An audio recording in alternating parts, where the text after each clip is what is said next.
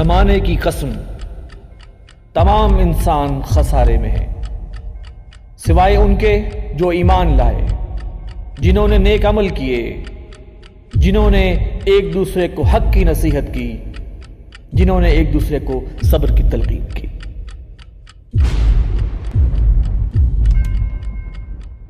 اعوذ باللہ من الشیطان الرجیم، بسم اللہ الرحمن الرحیم۔ سبحان الذی اسری بعبدہ لیلا من المسجد الحرام الی المسجد الاقصی الذی بارکنا حولہ الی آخر الآیت۔ صدق اللہ العظیم۔ محترم ناظرین، السلام علیکم ورحمۃ اللہ وبرکاتہ۔ زمانہ گواہ ہے کہ تازہ پروگرام میں خوش آمدید۔ اس پروگرام میں میرے ساتھ شریک گفتگو ہیں جناب بریگیڈیئر ڈاکٹر غلام مرتضیٰ صاحب، دفاعی تجزیہ نگار اور رہنما ہیں تنظیم اسلامی کے جناب ایوب بیگ مرزا صاحب، ناظم نشر و اشاعت تنظیم اسلامی، اور ٹیلی فون لائن پر ہمارے ساتھ موجود ہیں نائب ناظم اعلیٰ تنظیم اسلامی اور ہمارے تجزیہ نگار جناب خالد محمود عباسی صاحب۔ ناظرین، بیت المقدس، مسجد اقصی مسلمانوں کے لیے کتنی اہم اور کتنی برکت کی جگہ ہے، اس کا اندازہ جو ہے وہ ہم بخوبی کر سکتے ہیں قرآن اور حدیث کی روشنی میں۔ اللہ تعالیٰ نے مسجد اقصی کے بارے میں کہا الذی بارکنا حولہ، جس کے ارد گرد کو ہم نے بڑی برکت عطا فرمائی ہے۔ اس وقت حالیہ جو معاملہ ٹرمپ نے کیا ہے، امریکی صدر نے اعلان کیا ہے، ایک طرح سے اس نے اعلان جنگ کر دیا ہے، اور وہ یہ ہے کہ امت مسلمہ جس پر کہ بہت سخت پریشان ہے اور غم و غصے کا شکار ہے کہ اپنی امریکن ایمبیسی کو اس نے یروشلم منتقل کرنے کا اعلان کیا ہے، اور اس اعلان کی روح سے وہ یروشلم کو اسرائیل کا دارالخلافہ قرار دے چکا ہے۔ پوری امت مسلمہ میں اس کے خلاف جذبات شدید سخت ہیں اور ظاہر بھی ہو رہے ہیں، جلوس ہیں، پتلے جلائے جا رہے ہیں، جھنڈا جلایا جا رہا ہے اسرائیل اور امریکہ کا، جبکہ اسرائیلی لوگ یہ کہہ رہے ہیں کہ بہت ان کے ہاں خوشیاں منائی جا رہی ہیں، اور وہ یہ کہتے ہیں کہ یہ صحیح فیصلہ ہے اور یہ ہمارے دلوں کی آواز ہے۔ اس پروگرام میں ناظرین ہم نے دیکھنا یہ ہے کہ یہ معاملہ کیوں پیش آیا، اس کے پس پردہ کیا عناصر ہیں، کیا وجوہات ہیں جس کی بنیاد پر ٹرمپ نے یہ اعلان کیا، یروشلم کے اوپر حق کس کا ہے، اور سب سے بڑھ کر یہ کہ اس پورے جو 9/11 سے لے کر آج تک جتنے واقعات ہوئے ہیں، کیا وہ کسی ایک خاص سمت کی طرف رہنمائی کرتے ہیں یا اشارہ کرتے ہیں۔ اس پورے سینیریو پر ہم بات کریں گے اپنے ساتھیوں سے۔ بریگیڈیئر مرتضیٰ صاحب، میرا آپ سے سوال یہ ہے کہ 1995 میں امریکن کانگریس نے اس بات کا بل منظور کیا تھا کہ یروشلم میں امریکہ کی ایمبیسی قائم ہو۔ اس کے بعد سے تمام صدور جو بھی امریکہ میں آئے، جس میں کہ بش ہے، کلنٹن ہے اور اوباما ہے، انہوں نے اپنی پریزیڈنشل تقریروں میں یا کیمپینز کے اندر ذکر کیا کہ ہم یروشلم کو اسرائیل کا دارالخلافہ بنائیں گے۔ لیکن ٹرمپ نے آ کے اس بات کا اعلان بھی کر دیا اور اس پر دستخط بھی کر دیے۔ آپ کے خیال میں کیا وجہ ہے کہ پہلے صدور کیوں نہیں کر سکے اور ٹرمپ نے ایسا کیوں کیا؟ بسم اللہ الرحمن الرحیم۔ یہ یروشلم ایک دنیا کے ایسے خطے میں ایک شہر ہے کہ جس کے بارے میں قرآن حکیم میں تو آیا بارکنا حولہ، کہ ہم نے اس خطے کو، اس خطہ سرزمین کو بڑی برکتوں سے نوازا۔ بہت سے انبیاء وہاں مبعوث ہوئے، اور ظاہر ہے جب انبیاء مبعوث ہوئے ہوں گے تو انبیاء کے زمانوں میں جو وہاں پر اللہ کی عبادت کی گئی ہوگی۔ یہ تو قرآن حکیم کا میں نے آپ کو حوالہ دیا۔ تالمود میں بھی، جو یہودیوں کی ایک بڑی مقدس کتاب ہے، اس میں بھی حوالہ ہے کہ 10 measures of beauty God gave to the world, 9 to Jerusalem and 1 to the rest of the world۔ تو بہرحال یہ خطہ تو بڑا، مطلب اگر ہم اس لحاظ سے دیکھیں کہ 2 آسمانی کتابوں کا میں نے آپ کو حوالہ دیا کہ بڑا مقدس اور بڑا خوبصورت بھی ہے، اور بڑا مطلب روحانی طور پر بھی اللہ تعالیٰ نے ذکر کیا بارکنا حولہ، یعنی وہاں پر دنیاوی اور معنوی اور روحانی جو نعمتیں اللہ تعالیٰ کی اس خطے پر، یعنی کہ یہ عزت اور کسی جگہ کو شاید نہیں ملی قرآن مجید میں کسی اور مسجد اقصی کے بارے میں یہ الفاظ، جہاں مسجد اقصی ہے اس وقت بھی موجود ہے، اس کے بارے میں جو اللہ تعالیٰ نے الفاظ کہے ہیں۔ یعنی دنیاوی اور روحانی نعمتوں کی سرزمین ہے وہ، لیکن اسی حساب سے وہاں پر بہرحال تعالیٰ اللہ تعالیٰ کی طرف سے بھی عذاب کے کوڑے قوموں پر وہاں پر آئے ہیں، اور موجودہ دور میں مطلب مستقل وہاں پر ایک شورش کی اور فساد کی کیفیت بھی رہی ہے جی، اور تاریخ اس کی دیکھیں تو 5000 سال پرانی ہے، اور دنیا کی نون تاریخ جو ہے وہ بھی کچھ اسی کے لگ بھگ ہے، 10,000 سال اگر ہے تو اس میں سے 5000 سال پرانی جو ہے یروشلم کی تاریخ ہے۔ قرآن حکیم میں جو پہلا حوالہ ملتا ہے وہ حضرت ابراہیم کے حوالے سے ملتا ہے۔ حضرت ابراہیم نے جب وہاں سے اپنے عر سے ہجرت کی تو اپنے ایک بیٹے کو وہاں بسایا اور ایک بیٹے کو حضرت اسماعیل علیہ السلام کو پھر مکے میں لے جا کے بسایا۔ بہرحال آپ نے تو حالیہ تاریخ کے ساتھ سوال کیا ہے۔ چیز یہ ہے کہ اسرائیل کی ریاست جیسے بھی قائم ہوئی، یہ بھی ایک تاریخ ہے اور ایک لمبا واقعہ ہے، لیکن جب یہ قائم ہوئی تھی تو اس وقت 47 میں جب یہاں پر ان کو یہودیوں کو داخلہ دیا گیا بالفور ڈکلیریشن کے تحت 1917 میں، تو 1947 میں یو این او کے قائم ہونے کے بعد ایک یو این او کا ریزولوشن ہے جس میں کہ اس کو انٹرنیشنل سٹی قرار دیا گیا، یروشلم کو انٹرنیشنل سٹی قرار یو این او نے دیا۔ جی، اس کے بعد ان کے ساتھ عرب کے ہاں جب 48 میں اسرائیل کا ملک قائم کیا گیا تو پھر ایک عرب اسرائیل وار اس وقت بھی ہوئی تھی، جس کے نتیجے میں یہ اردن کا دریائے اردن کا جو مغربی کنارہ تھا وہاں پر وہ ٹرانس جارڈن پہلے ہوا کرتا تھا، ان کو اردن کا نام دے کے مغربی کنارہ اس میں دیا گیا، تو یروشلم کے بھی 2 حصے کر دیے۔ مشرقی حصہ جو تھا وہ اس اردنی حکومت کا آ گیا اور مغربی حصہ جو تھا وہ اسرائیل کے پاس تھا، لیکن اس کے باوجود وہ یو این او کا ریزولوشن قائم تھا کہ یہ انٹرنیشنل سٹی ہے۔ اسرائیل نے تو اپنے قائم ہونے کے ساتھ ہی کہا تھا کہ ہمارا کیپٹل یروشلم ہوگا، لیکن وقتی طور پر وہ تل ابیب میں رہا اور ان کا وہ تھا۔ چونکہ یہ ایک بہرحال کانٹیکسچل ایشو رہا اس حوالے سے کہ یو این او دنیا کی جو تمام اقوام متحدہ جو ہے وہ کہہ رہی ہے کہ انٹرنیشنل سٹی ہے، پھر بعد میں اس کے 2 حصے بھی کر دیے گئے۔ 67 میں جو عرب اسرائیل وار ہوئی اس کے بعد اسرائیل کا قبضہ پورے یروشلم پہ ہو گیا، بلکہ پورے وہ دریا اردن کے مغربی کنارے پر ہو گیا، اور آج تک وہ انہی کے قبضے میں ہے۔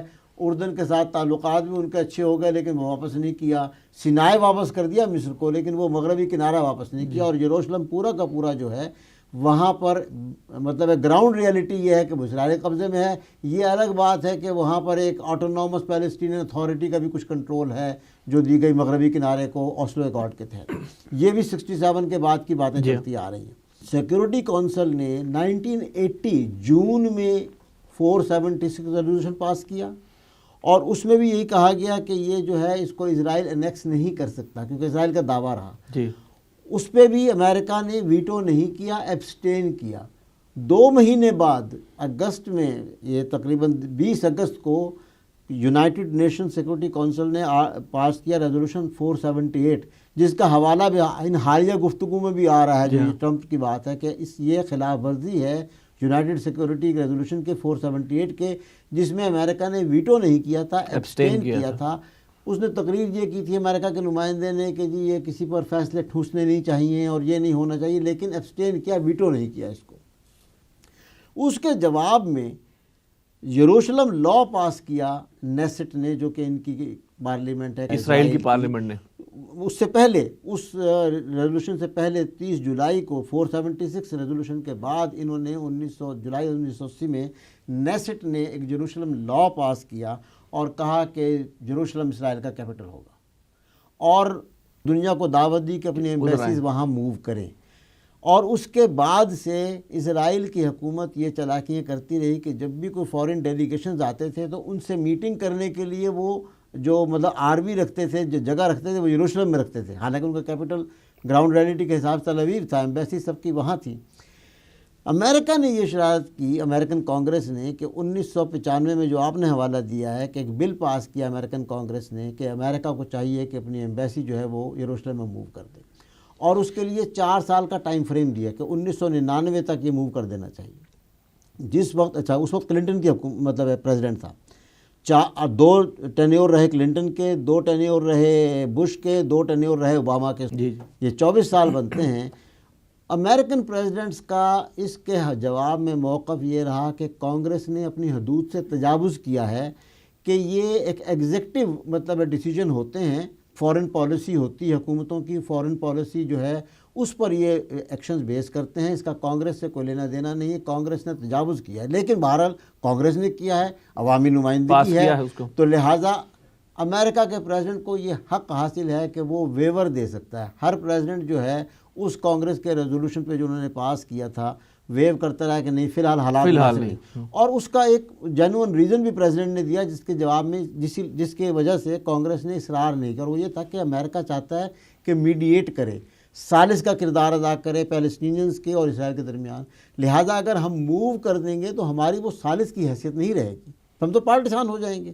اس لیے کانگریس نے دوبارہ کوئی مزید اس پر پاس نہیں کیا، اپنے کسی صدر کا مواخذہ نہیں کیا کہ ہم کیوں نہیں کیا.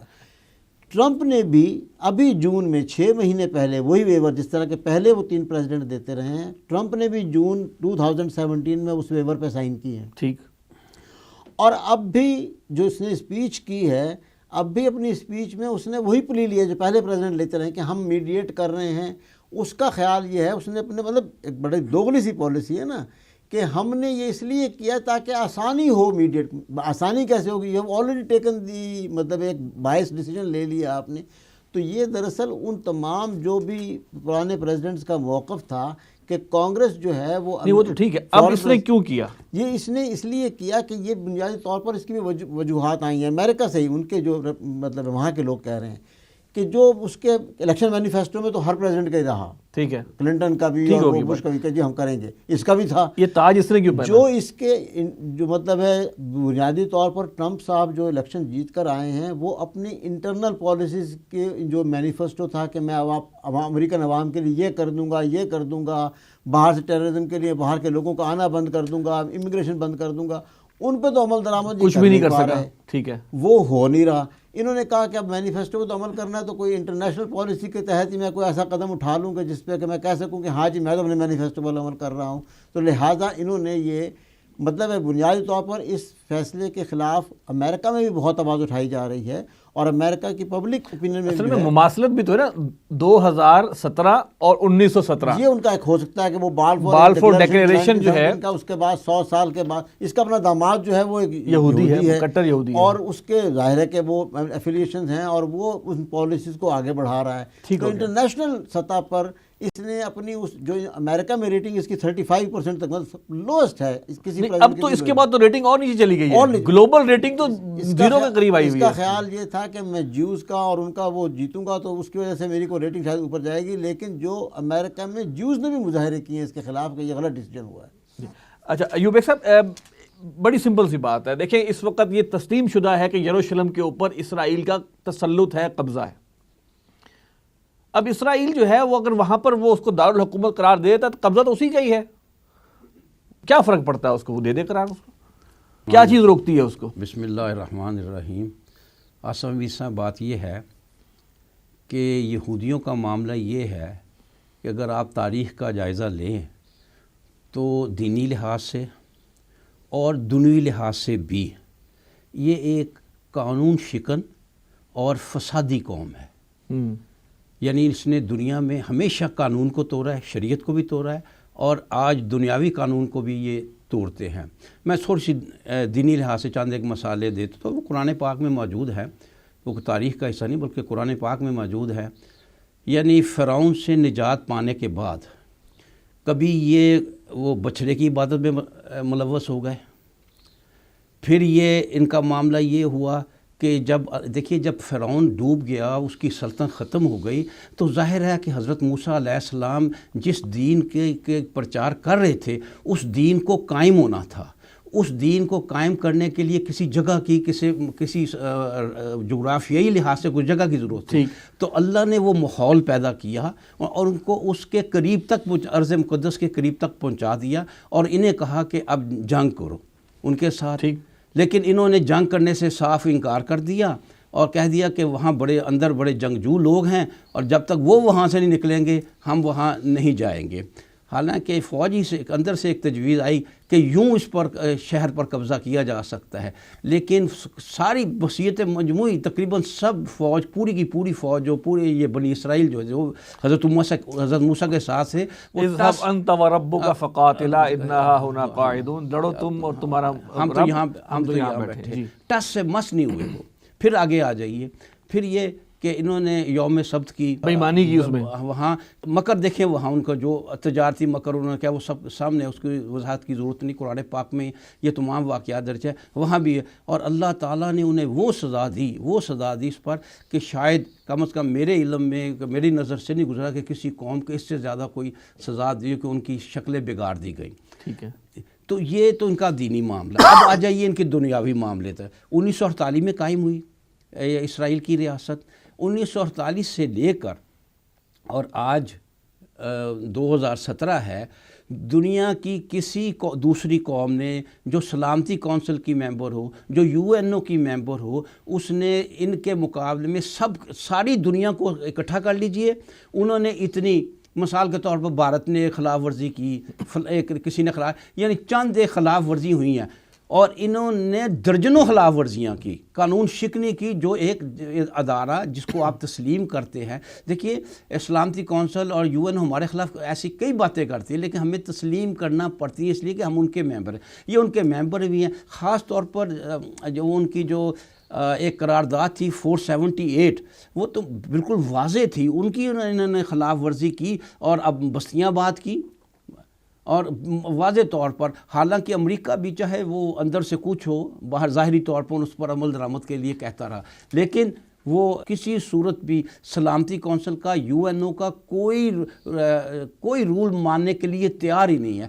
تو لہٰذا ایسی بددیانت قوم، ایسی بد اعتماد قوم، ایسی قوم جو مکر و فریب کرتی ہے، اسے کیسے حق دیا جا سکتا ہے کہ وہ ایک مقدس جگہ پر، پہلے تو یہی بات ہے کہ وہ رہے کیوں؟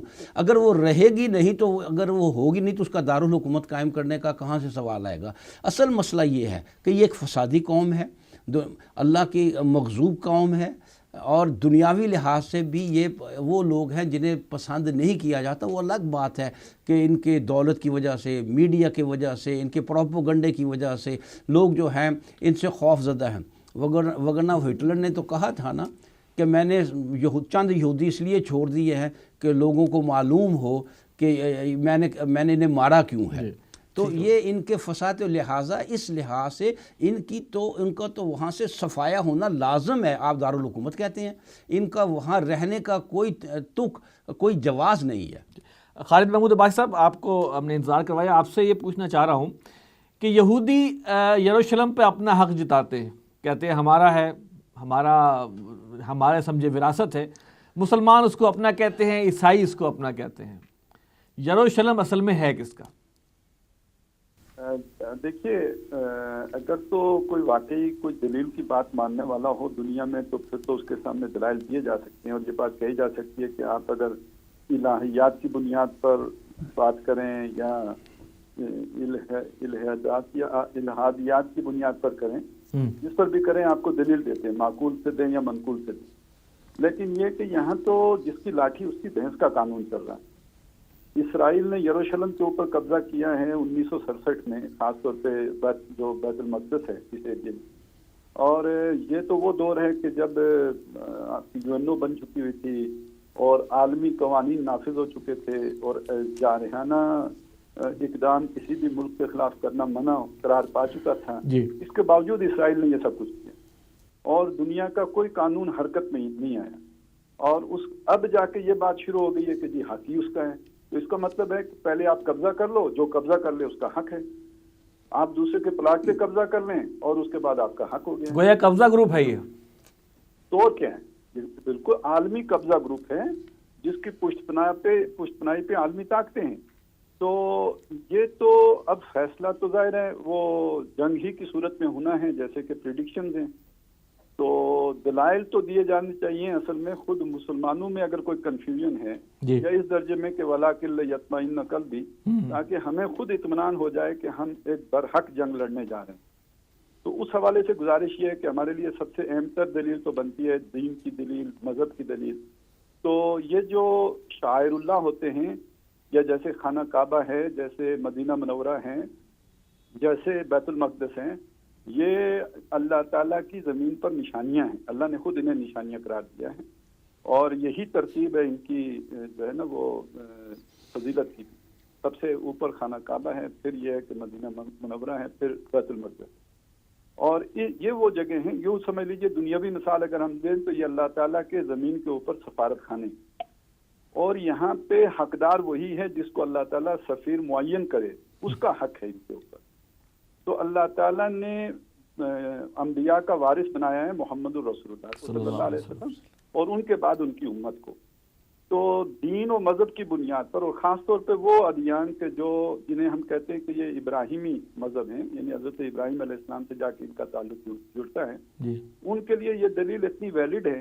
آپ ذرا یہ دیکھیے کہ تاریخ اس پر گواہ ہے کہ مسلمانوں کو عیسائیوں نے یہ ہینڈ اوور کیا ہے حضرت عمر کی نشانیاں دیکھ کر، یعنی ان کی کتاب میں یہ بات پہلے سے لکھی تھی کہ اس کا وارث جو لوگ بنیں گے ان کی نشانیاں ایسی ہوں گی، اور جب انہوں نے وہ نشانیاں دیکھ لیں تو لڑے بغیر حضرت عمر کے حوالے کر دیا۔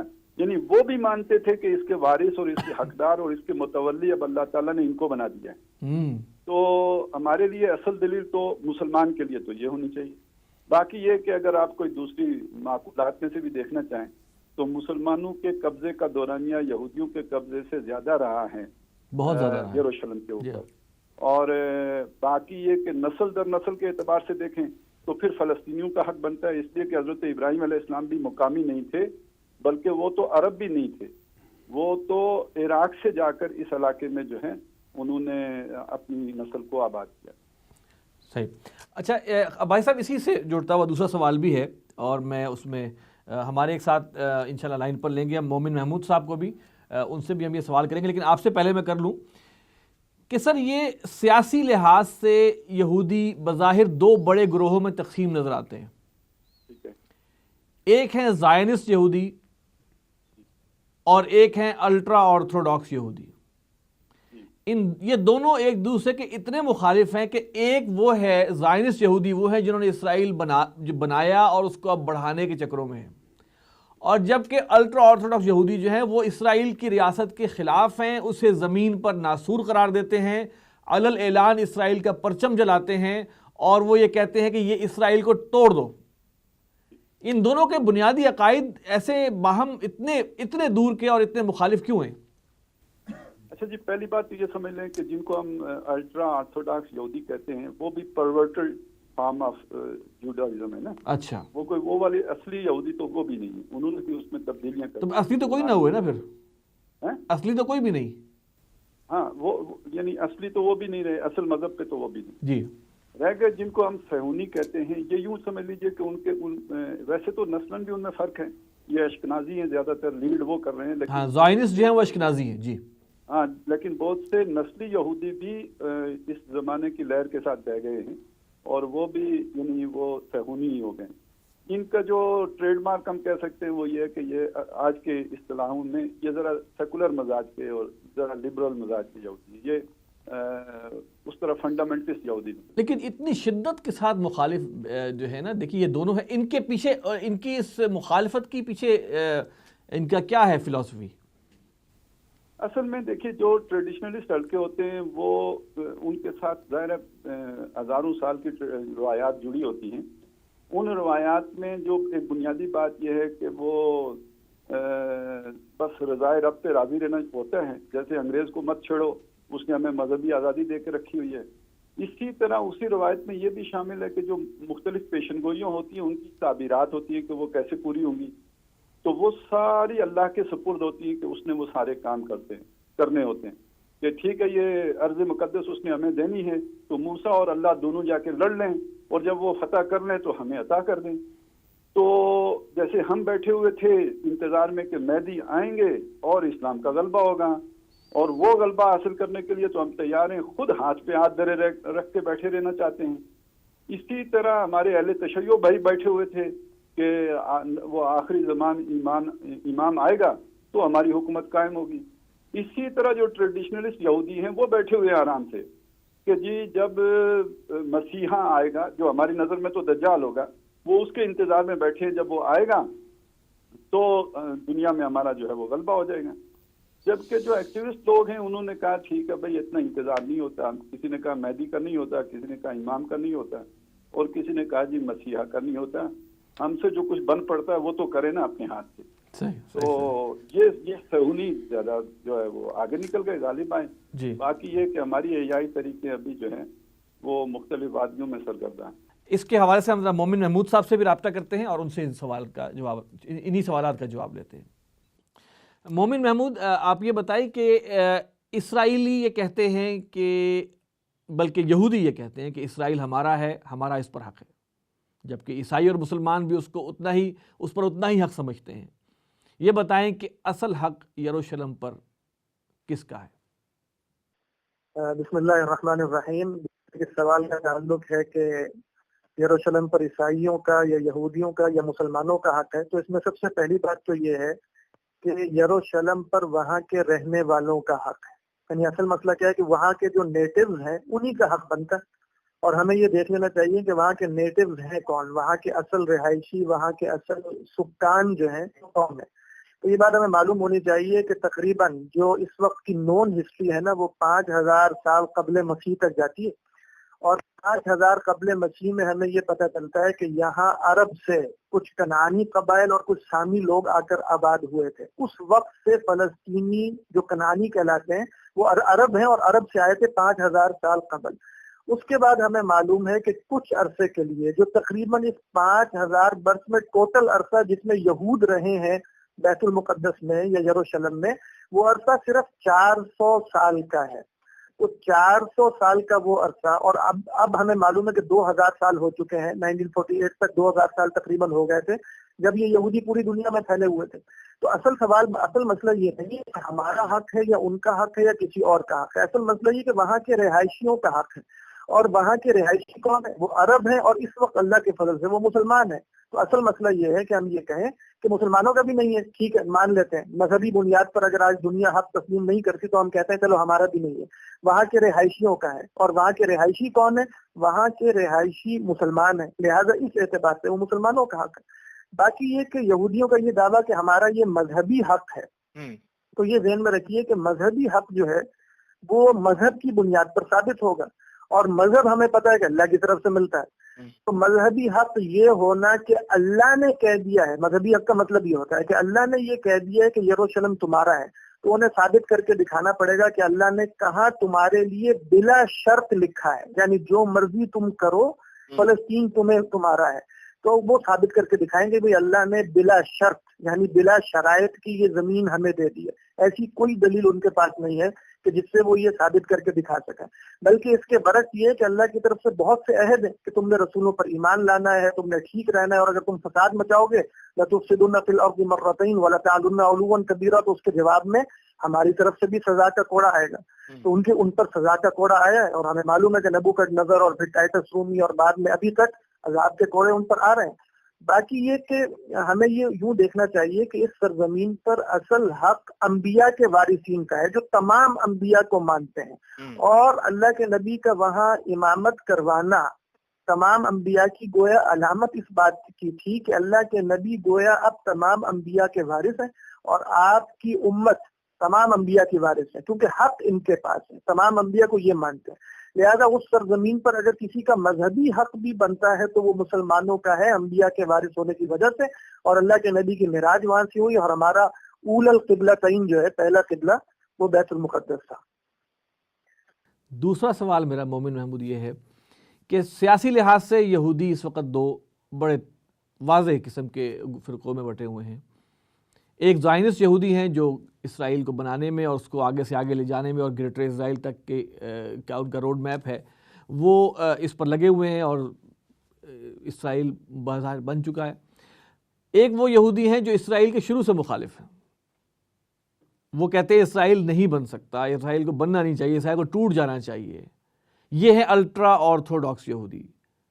ان کے نزدیک جب تک ان کے مسایہ نہیں آئیں گے تب تک اسرائیل یا کوئی بھی یہودی ریاست قائم نہیں ہونی چاہیے. آخر ان دونوں گروہوں کے، ایک زائنسٹ یہودی اور دوسرے الٹرا آرتھوڈاکس یہودی، ان کے جو یہ تھاٹس ہیں، ان کے جو خیالات ہیں، ان کے جو افکار ہیں، ان میں بنیادی فرق کیا ہے اور وہ کیوں ہے؟ اس میں اہم بات یہ ہے کہ یہ جو زائنسٹ یہودی ہیں جو اس وقت اسرائیل پر قابض ہیں، تو ہمیں پہلے یہ بھی ذہن میں رکھنا چاہیے کہ یہ اسرائیلی تو ہے ہی نہیں، یعنی یہ سب جانتے ہیں کہ یہ اشکنائزی یہودی ہیں کہ جو یورپ کی کچھ اقوام تھیں کہ جو یہودی ہو گئے اور انہوں نے ہی اس سیاسی ایجنڈے کو باقی یہودیوں پر لاگو کیا اور اس وقت اسرائیل پر انہی کی حکمرانی ہے. یعنی اس وقت یہودی جو بنی اسرائیلی یہودی ہیں وہ تو اس وقت حکمرانی رکھتے ہی نہیں کہیں دنیا میں. اسرائیلی جو آرتھوڈاکس تھے ان کا خیال یہ تھا کہ ہمارا جو ڈایسپورا ہے یا جو بھی ہے اس کا خاتمہ ہوگا جب ہمارا مسیح آئے گا، مسیح الدجال. تو مسیح الدجال آئے گا، وہ ہمیں دنیا میں اکٹھا کرے گا اور پھر ہماری حکمرانی، پھر تھرون آف ڈیوڈ اور یہ ساری باتیں جو ہیں یعنی گریٹر اسرائیل قائم ہوگا. یہ جو زائنسٹ یہودی تھے ان کا خیال یہ بنا کہ نہیں، ہمیں اس دجال یعنی جو بھی ان کا مسیح ہے، اس کو تو وہ مسیح کہتے ہیں، اس کے آنے سے پہلے اس کی راہ ہموار کرنی چاہیے.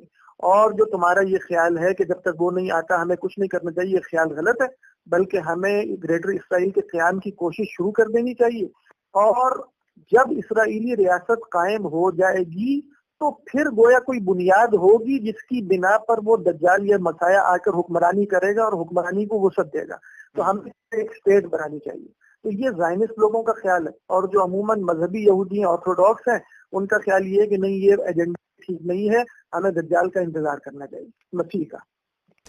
ڈاکٹر صاحب میرا اس سوال اب جو آ رہا ہے وہ تھوڑا سا ذرا تفصیل چاہتا ہوں میں آپ سے، اس کی بھی بیگ صاحب آپ سے بھی اور خالد محمود عباسی صاحب آپ سے بھی، کہ اگر 9/11 کا ڈرامہ نہ ہوا ہوتا، امریکہ نے ڈرامہ نہ کیا ہوتا اور اس آڑ میں مسلمان ممالک کے ساتھ کا بیڑا غرق نہ کیا ہوتا اور جو بھی جہادی عناصر ہیں ان کو کچلا نہ ہوتا، تو کیا آج ٹرمپ کو یہ ہمت ہوتی کہ وہ یہ اعلان کر سکے؟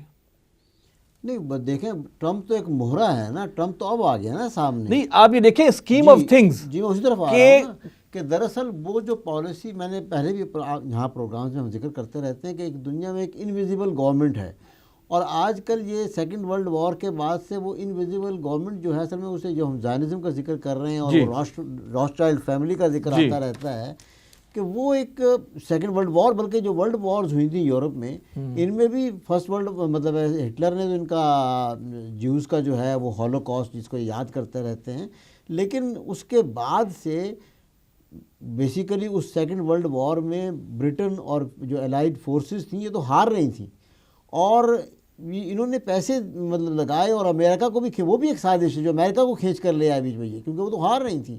اگر امریکہ اس میں دخل اندازی نہ کرتا سیکنڈ ورلڈ وار میں تو مطلب ہے یورپ جو تھا اس میں تو وہ حاوی ہو چکا تھا. ایک اس کی رشین انویژن جو ہے اس کے گلے پڑ گئی، اور ایک یہ جو امریکہ آ گیا اس سے پانسا پلٹ گیا تھا.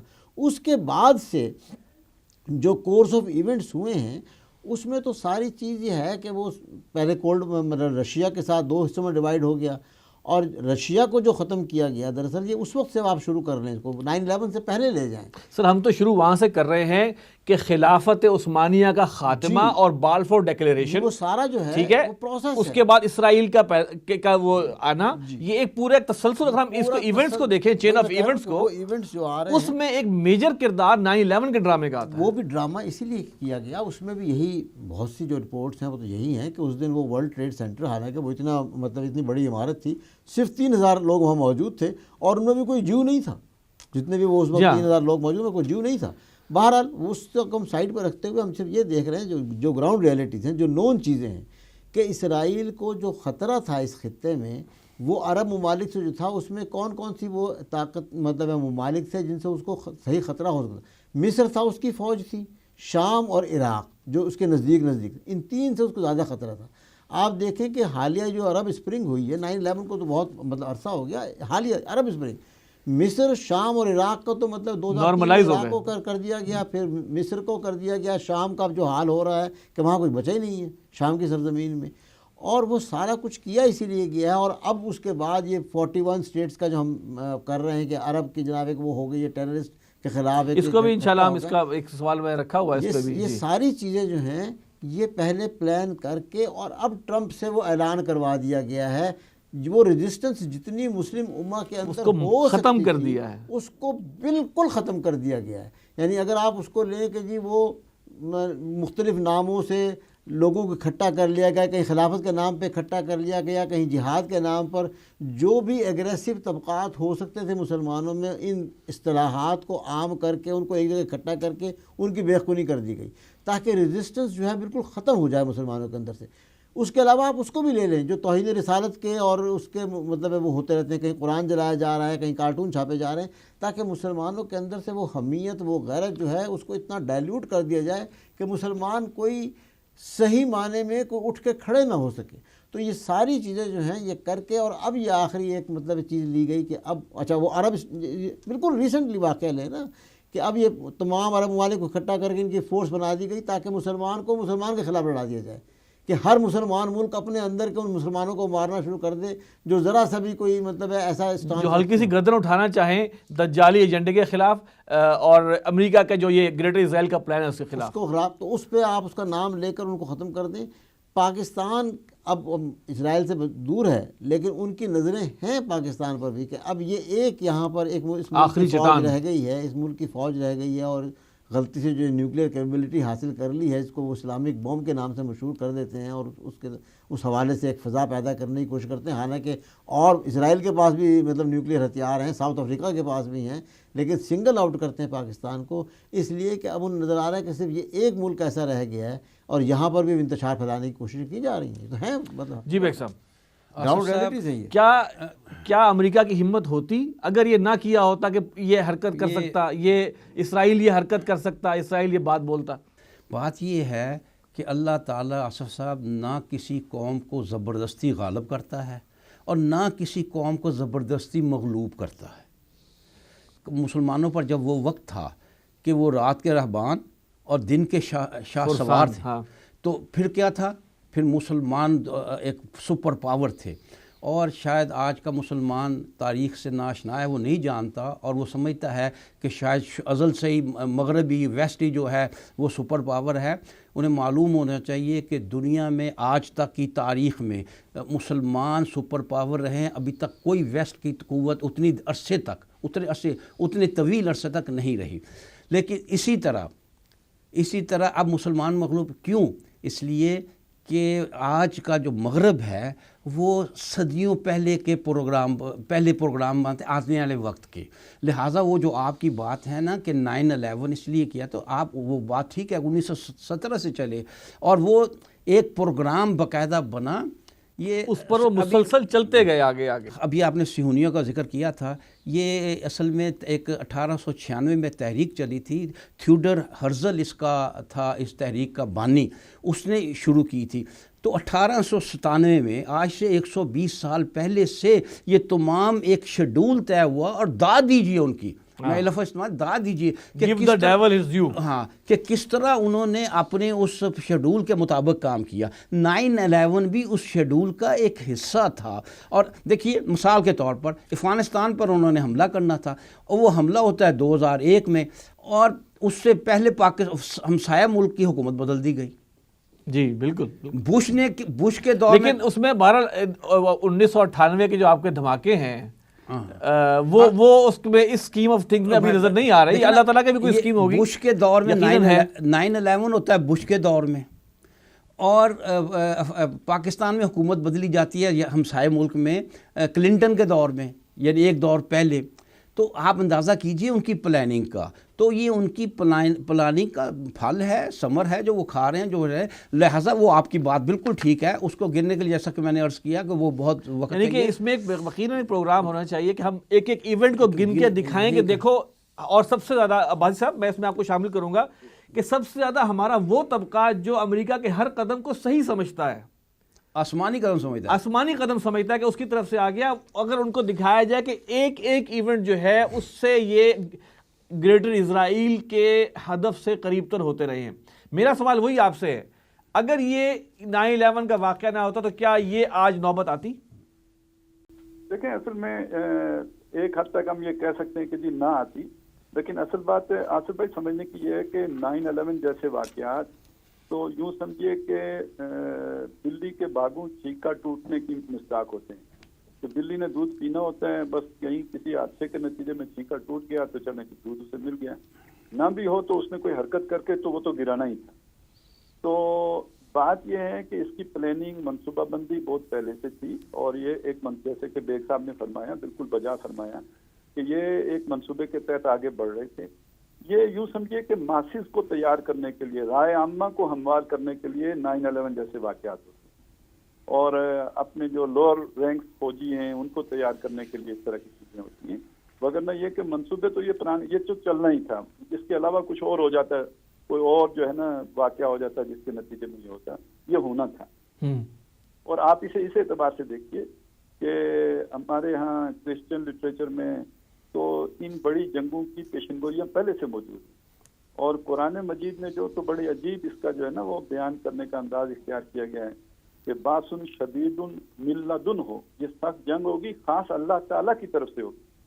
اور مولانا مناظر احسن گیلانی نے اس کی تشریح میں یہ بات فرمائی ہے کہ یعنی اس کے اسباب اللہ تعالیٰ کی طرف سے مہیا ہوں گے، یعنی اگر کوئی نہیں بھی لڑنا چاہے گا تب بھی یعنی وہ ایسی جو ہے نا وہ چیزیں ہوں گی کہ لوگ پیچھے آئیں گے اسی طرح.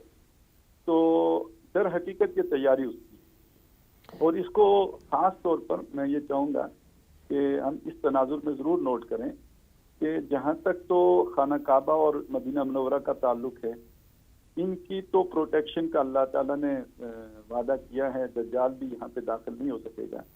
لیکن جو یروشلم ہے وہ بھی اگرچہ کہ شاعر اللہ میں سے ہے، لیکن اس کی دنیا میں یہ حیثیت ہمیشہ رہی ہے کہ جو اللہ تعالیٰ کی نمائندہ امت ہے وہ اگر اللہ کی چہیتی ہے اور اللہ کی محبوب ہے تو وہ یروشلم پر قابض رہتی، اور اگر اللہ کی نگاہوں سے گرتی ہے تو دنیاوی نشانی یہ ہوتی ہے کہ یروشلم اس کے ہاتھ سے نکلتا ہے. اس کا تو بڑا عجیب نتیجہ نکلتا ہے. اس کا مطلب ہے آج اب تو چہیتی قوم یہودی ہوئے پھر. جی سر، نہیں میں یہ نہیں نکال رہا، میں آپ کو بات سمجھانے کی کوشش یہ کر رہا ہوں کہ کم از کم ہم وہ اس اسٹیٹس پر اس وقت نہیں ہیں. اس کا وہ مفہوم مخالف آپ نہ لیں. جو بات سمجھنے کی ہے وہ یہ ہے کہ جب تک بنی اسرائیل اللہ سے اپنا عہد و پیمان نبھاتے رہے وہ یروشلم میں رہے. جب انہوں نے اللہ سے بغاوت کی اللہ نے ان کو نکال دیا. اس کا یہ مطلب نہیں تھا کہ وقت نصر جو تھا وہ اللہ کا چہیتا تھا. اس کو اللہ نے عبادنا نہیں کہا، اس کو عباد النا کہا ہے. یہ فرق ذرا ذہن میں رکھیے. ٹھیک ٹھیک. اس کے بعد جب بنی اسرائیل ٹھیک ہوئے اللہ نے دوبارہ ان اقسنتم لانفسکم وان اسأتم فلہا، اور پھر اس کے نتیجے میں انہیں پھر اللہ نے وہاں پہ غلبہ دے دیا.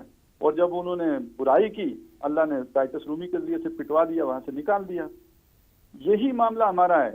جب تک ہم راست رہے درست رہے اللہ نے یروشلم پر ہمارا قبضہ رکھا. جب ہم نے اللہ کے دین کو پیٹ دکھائی تو پہلے جو ہے وہ صلیبیوں کے ہاتھوں، اور پھر یہ کہ اب یہ جو مغربی اقوام ہیں ان کے ہاتھوں ہمارے یعنی کہ دیکھیں اس میں ان کی پلاننگ کو داد دیجئے، اس کو یہ نہ ان کی دنیاوی محنت کو، دنیاوی محنت ہے جو رنگ لے کے آئی ہے کہ ان کا قبضہ ہے. اچھا آدمی تھا، یہ نہ سمجھیں کہ ٹائٹس رومی اچھا آدمی ہے، اللہ کا چہیتا لاڈلا ہے. میں سمجھ گیا، لیکن کہ مغربی اقوام اور یہودی اچھے ہو گئے. دیکھیں اس میں آپ کی بات سے یہ بات سامنے ہو رہی ہے باجی صاحب، آپ کی بات سے یہ بات کلیئر ہو گئی ہے کہ دیکھیں دو جگہ ہیں جس کا حفاظت اللہ نے اپنے ذمہ لی ہے. ٹھیک ہے جی، مکہ اور مدینہ. یہ جو تیسری جگہ ہے اس میں وہ بات بھی آپ کی بالکل صحیح سمجھ میں آتی ہے کہ جو صحیح اصل اللہ کی محبوب قوم ہے وہ اس کے اوپر اپنا تسلط رکھتی ہے، اس کے اوپر اپنی حکومت قائم کرتی ہے. لیکن اس میں اگر کوئی اور غالب ہو گیا تو ہو سکتا ہے وہ دنیاوی لحاظ سے اس نے اتنی تیاری کی ہوئی ہو ٹھیک ہے کہ وہ اس پر غالب ہوا ہوا ہے اس وقت. ٹھیک ہے، وہ یعنی وہ تو اصل بات تو یہ ہے کہ اس امت مرحوم جو ہوتی ہے، جو اللہ جس پر اللہ کا رحم ہوتا ہے جی، یا جو اللہ کی چہیتی یا ریپریزنٹیٹیو نمائندہ امت ہوتی ہے، وہ اس کو سزا دینے کے لیے ان لوگوں کو اللہ ان پر مسلط کرتا ہے. ٹھیک ہو. ان کو تیاری کا بھی موقع اس لیے ملتا ہے کہ وہ اللہ تعالیٰ اپنی اس نمائندہ امت کو دنیا کی جو ذمہ داری تھی ادا نہ کرنے کے نتیجے میں سزا دلانا چاہتا ہے. میں عباسی صاحب کی بات کو آگے بڑھاتا ہوں کہ تاریخ بتاتی ہے کہ 52 مرتبہ 52 ٹائمز یروشلم پہ انسانی تاریخ جو بتاتی ہے نا حملہ ہو چکا ہے. 44 مرتبہ اس میں قبضے بدلے ہیں، یہ جو بات رہی ہے. اور 23 مرتبہ دنیا میں اس کا محاصرہ ہوا ہے، اور 2 مرتبہ یہ تباہ ہوا ہے. یہ جو بھی بخت نصر اور ٹائٹس رومی کے ہاتھوں 2 مرتبہ یہ تباہ ہوا ہے. تو اس کا معاملہ وہ یہ ہے کہ واقعتاً وہ آپ کی اور بھائی صاحب کی بات بالکل درست ہے کہ اللہ تعالیٰ نے مدینہ منورہ اور مکہ مکرمہ کا تو حفاظت کا ذمہ لیا ہے. یہاں قومیں مختلف اوقات میں آزمائی گئی. بالکل صحیح. اچھا میرا سوال سر یہ ہے کہ اسلامی ممالک کی فوج جب اس کا آئیڈیا آیا تھا تو بڑے ہم خوش ہوئے جناب. اب مسلمانوں کی اس کی مفادات کا حفاظت کرنے کے لیے خوش فہمی ہمیں یہ ہے کہ ایسی فوج وجود میں آ رہی ہے جو اب ہر مسلمان ملک کی حفاظت بھی کرے گی. پھر اچانک ٹرمپ صاحب آتے ہیں اور اس کا وہ موڈس آپرینڈی بتا دیتے ہیں اس فوج کا کہ جناب آپ اپنے ملکوں میں جن کو امریکہ دہشت گرد قرار دے رہا ہے ان کو پکڑ کے جو ہے وہ آپ ختم کریں تاکہ ہم اپنا جو بھی ایجنڈا ہے وہ پوری طرح لے سکیں. یہ جو ایونٹ ہوا ہے جو امریکہ نے بلانٹلی جو ہے وہ اس کو تسلیم کرنے کی کوشش کی ہے یروشلم کو اسرائیل کا کیپٹل اور اپنی ایمبیسی موو کر رہا ہے, اسلامی فوج اس میں کیا کرے گی؟ اسلامی ممالک کیا کریں گے؟ مینڈیٹ میں نہیں ہے. اس میں سر دو باتیں. ایک تو یہ ہے کہ جہاں تک عام طور پہ کوئی چیز وقوع پذیر ہوتی ہے مسلمانوں کی طرف سے اس کی کوئی ایسی پلاننگ نہیں ہوتی, بس وہ حادثاتی طور پر ہوتا ہے. بعد میں اللہ تعالیٰ اسے کس کے لیے استعمال کرے وہ ایک علیحدہ بات ہے. تو یہ بنی تو اسی کام کے لیے تھی جو ٹرمپ نے اعلان کیا ہے. اب اللہ تعالیٰ اس سے کوئی خیر لے لے وہ ایک بالکل دوسری بات ہے جس کا امکان بہرحال بہت کم ہے. اس لیے کہ کم از کم میری فیلنگ یہ ہے کہ ٹرمپ کا یہ اقدام آل سعود کی مشاورت یا ان کی رائے کے بغیر شاید نہ ہو. یعنی وہ اس معاملے میں کوئی مخالفانہ کردار ان کی طرف سے مجھے نہیں نظر آیا. جی ڈاکٹر صاحب آپ اس بارے میں کچھ بتائیے. نہیں, یہ تو بات جو بات صاحب نے کی یہ بات واضح ہے. اصل میں ان کو مسلمانوں کو اپنے اپنے غم لگا کر اپنی وہ پریشانی مبتلا کرنے کے بعد اعلان کیا گیا نا. عرب ممالک جو ہیں بلکہ عرب ممالک کا امت مسلمہ کو تو پہلے سنی شیعہ میں ڈیوائیڈ کر دیا گیا. یہ جو جس فوج کا آپ ذکر کر رہے ہیں اس میں سے عراق, شام, ایران باہر ہیں. ٹرکی جو ہے اور قطر جو ہے وہ ہاف ہارٹیڈلی شامل ہیں, اور بھی کچھ ممالک ہیں. تو بنیادی طور پر تو اس آرمی کا نہ یہ مینڈیٹ ہے اور بلکہ وہ تو امت مسلمہ کو ڈیوائیڈ کرنے کے لیے, اور جیسے آپ نے کہا اس آرمی کا مینڈیٹ صرف وہی ٹرمپ نے بتایا اپنے ملک کے اندر ٹیررزم کو مطلب ان کو ختم کرنے کے لیے ہے نا. ان کا تو کوڈ مطلب ٹرمز آف, اور وہ ٹیررسٹ جن کو امریکہ بتایا کہ یہ ٹیررسٹ ہے, اس ٹرمز آف ریفرنس میں یہ شامل ہے کہ کسی دوسرے ملک کے خلاف وہ استعمال نہیں ہوگی. مطلب اس میں جیسے ابھی مثال کے طور پر سعودی عرب کا یمن کا ایک جھگڑا چل رہا ہے, اس کے ٹرمز آف ریفرنس میں یہ ہے کہ وہاں وہ استعمال ہی نہیں ہوگی.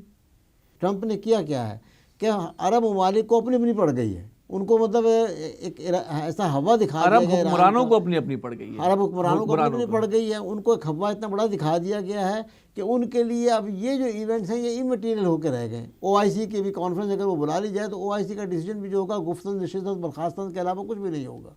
یعنی اس کے پاس کوئی ایسی فورس کو اتھارٹی نہیں ہے OIC کے پاس کہ وہ جا کر عرب ممالک کے بہاف پر کسی اور ملک کے خلاف کوئی اقدام کر سکے. ڈاکٹر صاحب کوئی خوشکن اطلاع نہیں دے رہے. مجھے تو آپ نے شروع میں کہا ہے کہ اس سوال کے آغاز میں کہ ہمیں اسلامی فوج کا سن کر بڑی خوشی ہوئی تھی. مجھے آپ کی خوشی پر حیرت ہوئی ہے کہ آپ کی خوشی کی وجہ جواز کیا تھا. اصل میں تو امریکہ مسلمانوں کے حوالے سے ایک لائن پہ کام کر رہا ہے کہ مسلمانوں کے جو دو بڑے فرقے ہیں اہل سنت اور اہل تشیع, اللہ تعالیٰ ان کو محفوظ رکھے کہ وہ امریکہ کے اس جال میں آ چکے ہیں. ایک لحاظ سے وہ یہ فوج آپ دیکھیں تو اس کو صاف نظر آ رہا ہے کہ ان دونوں کی خلیج کو بڑھانے کے لیے, ان دونوں کے تناؤ کو بڑھانے کے لیے, ان دونوں کی آپس میں کشمکش کو بڑھانے کے لیے ایک سائڈ کو بالکل الگ کر دیا گیا. تو یہ پھر یہ کہ جیسے کہ ڈاکٹر صاحب نے بڑا صحیح کہا ہے کہ ہمارے حکمرانوں کو تو پنجابی میں کہتے ہیں اپنی پئی ہے, انہوں نے بیچارے ہیں اپنی پئی ہے, وہ تو اپنی کرسی ہر ویلے سنبھالتے رہتے ہیں. اصل میں ایک بات اور بھی ممکن ہے, اگرچہ آپ اس کو بڑی دور کی کوڑ کہہ سکتے ہیں کہ ایک خود ہی بنائی یا مشورہ دیا یا اس میں مدد کی اور اب ایک عذر تراش کر لیا جائے کہ مسلمان تو اکٹھے ہو گئے, ان کی فوج ہے, ان کا یہ ہے, اور کوئی مسلمانوں کے خلاف کوئی اجتماعی کارروائی کی جائے, اجتماعی طور پر مسلمانوں کے خلاف کوئی کارروائی کی جائے, اس فوج کو اس کا عذر بنا کر اس کی بنیاد پر, یہ بھی ممکن ہے. اس طرح کی بھی خبریں بھی آئی ہیں. لیکن اصل میں تو ان کا یہ معاملہ یہ ہے کہ جو آپ نے ابھی بتایا جن لوگوں کو انہوں نے دہشت گرد قرار دیا ہے وہ ان کے خلاف کارروائی کرنا چاہیے. اور سب سے اہم بات یہ ہے کہ جو آپ نے دیکھا کہ بعد میں جو ان کا اجلاس ہوا اس فوج کا جس میں اس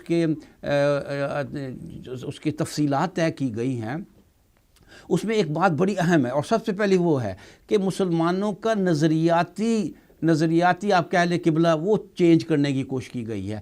سافٹ اسلام، مذہب جس کا تعلق صرف عبادات سے ہو، جس کا نظام سے کوئی تعلق نہ ہو، یہ ایک تصور دیا گیا ہے. اور میں سمجھتا ہوں اس فوج کے ذمہ یہ کام ہوگا کہ جس ملک میں یہ نہیں ہے، جو نظام کی طرف آ رہا ہے اس کو کرب کرو. جو صرف عبادات سے آگے بڑھتا ہے، یعنی کوئی نظریہ، اور پھر ہے کہ اس کا باقاعدہ سارا ایک میڈیا اس نظریے کے حوالے سے پوری کوشش کرے گا. لہٰذا اس فوج کا کام ہوگا کہ جہاں جسے کہتے ہیں نا سیاسی اسلام، عسکری اسلام، جہاں اس کا نام ہوگا اس کو وہ کرش کرنے کی کوشش کرے گی اس ملک کی خود فوج. تو یہ تاکہ کہیں بھی کوئی ایسی طاقت سر نہ اٹھا سکے جو گریٹر اسرائیل کی راہ میں رکاوٹ ہو بن سکے. یہ اس اعلان کے حوالے سے میں ایک بات عرض کرنا چاہتا ہوں. میں سمجھتا ہوں شاید آپ کی طرف سے سوال آئے گا یہ کہ دیکھیے اس طرح کے اعلانات کی ایک خاص طور پہ صفاتی اہمیت ہوتی ہے. اصلاً یہ کیا اعلان ہے، اس کے پیچھے اصل حقیقت کیا ہے اس کو سمجھ لیجیے. جو اسرائیل بنا تھا 1948 میں، اس کا تو دارالحکومت تل ابیب ہے.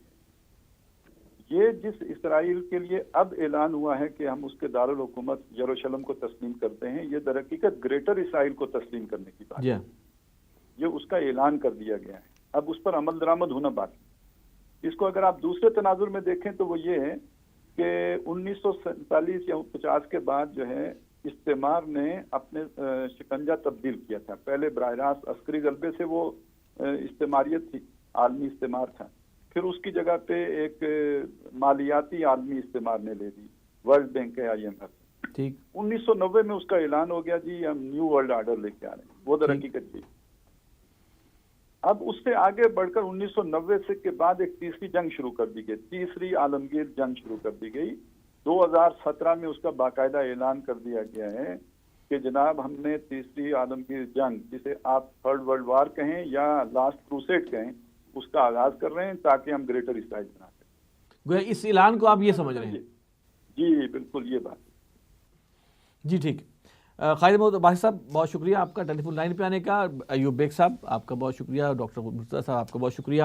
ناظرین، پروگرام کو ختم کرنے سے پہلے میں پھر آپ سے یہ عرض کرنا چاہوں گا کہ ہم سب حضرات، ہم سب لوگ ایک دفعہ بیٹھ کر تمام حالات جو دنیا میں ہوئے ہیں 1917 سے لے کر اور آج تک اگر ہم سمجھیں دیکھیں تو ہمیں نظر آئے گا کہ اس کے پیچھے ایک ہی اسکیم آف تھنگز ہے اور ایک ہی ایجنڈا جو ہے وہ چل رہا ہے جس پر کہ دنیا کے حالات جو ہیں وہ اس پر لائے جا رہے ہیں الٹیمیٹلی. اور اب جو یہ اعلان ٹرمپ نے کیا ہے یہ بیسیکلی اس ایجنڈے کا ایک علل اعلان قسم کا معاملہ ہے جو اس ٹرمپ نے کیا ہے. ہم دعا یہ کرتے ہیں اللہ تعالیٰ اس میں سے خیر برآمد کرے، مسلمانوں میں اتفاق اور اتحاد کو پیدا کرے اور مسلمان حکمرانوں کو ہدایت دے اور ہوش دے کہ وہ اس تمام سازش کو دیکھ سکیں. اگلے پروگرام تک کے لیے ہمیں اجازت دیجیے اور اس پروگرام کے بارے میں ہمیں اپنی رائے ضرور دیجیے گا. ہمارا ای میل ایڈریس ہے media@tanzeem.org. السلام علیکم ورحمۃ اللہ وبرکاتہ.